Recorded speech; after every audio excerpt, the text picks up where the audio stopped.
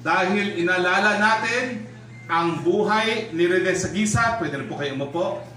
Hayaan yung simulan ko ang aking maikling mensahe sa pamamagitan ng pagbalik tanaw doon sa petisyon na isinampa namin ni Rene Saguisag laban sa EDCA.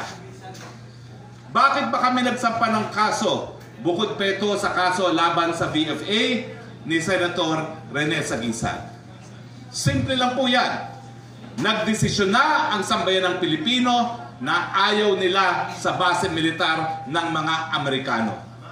Nagdesisyon na ang sambayan ng Pilipino na pagpapatuloy ng presensya ng mga base militar sa Pilipinas ay pagpapatuloy ng kolonyal na pananakop ng Pilipinas sa panig ng mga Amerikano.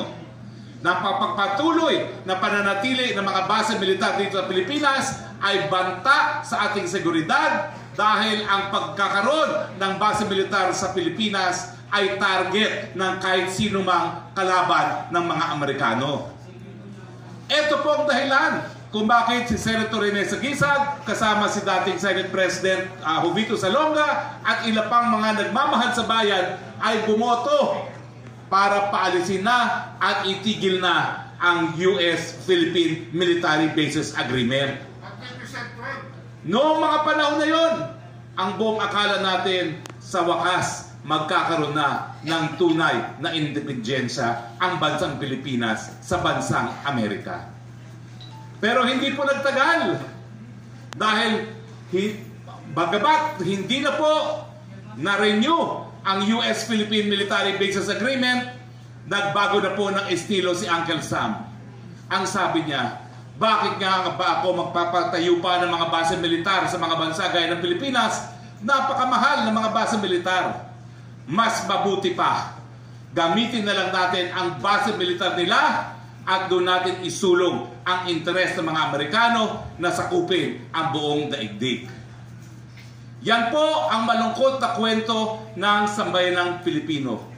Nanindigan laban sa Bases Agreement, pero ang mga taksil ng mga Pilipino, itago na lang natin sa pangalang Noynoy Aquino, pumasok sa kasunduan ng EDCA.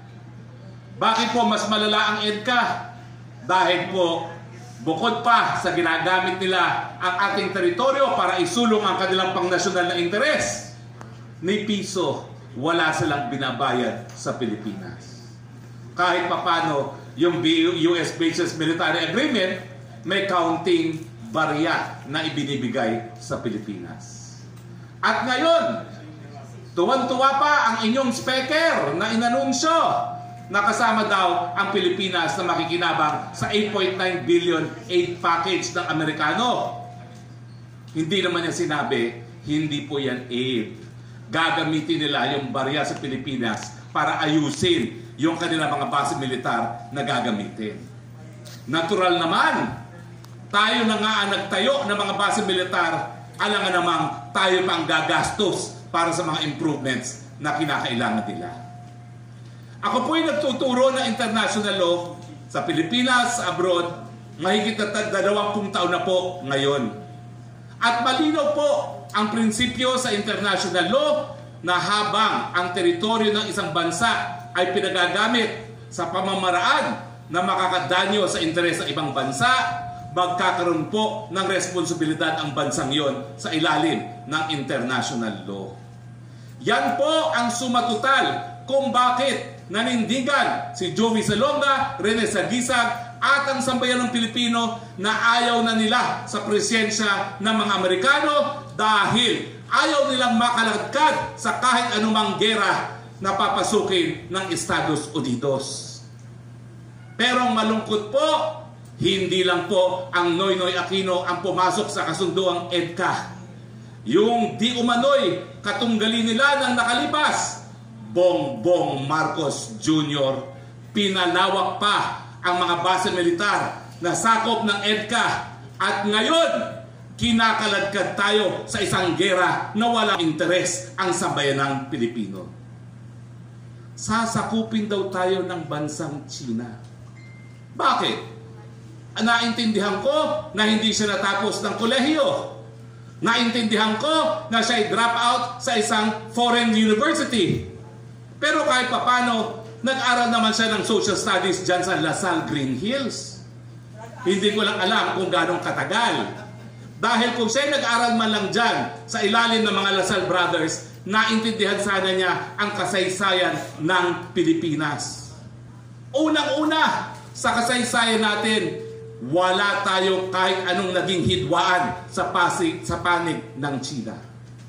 Kung hindi, salungat sa ganitong propaganda, nakaaway ang China sa mula pa, panahon pa ni Limahong, wala naman tayong masamang dugo sa panig ng mga Chino at tayo po'y mapayapang nangangalakal lamang sa mga Chino.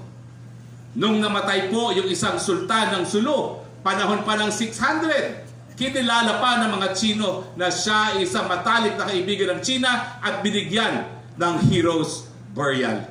Hanggang ngayon po, nandun ang rebulto ng Sultan of Sulu. Yan po ay ebidensya na matalik na pagkakaibigan ng bansang China at ng Pilipinas.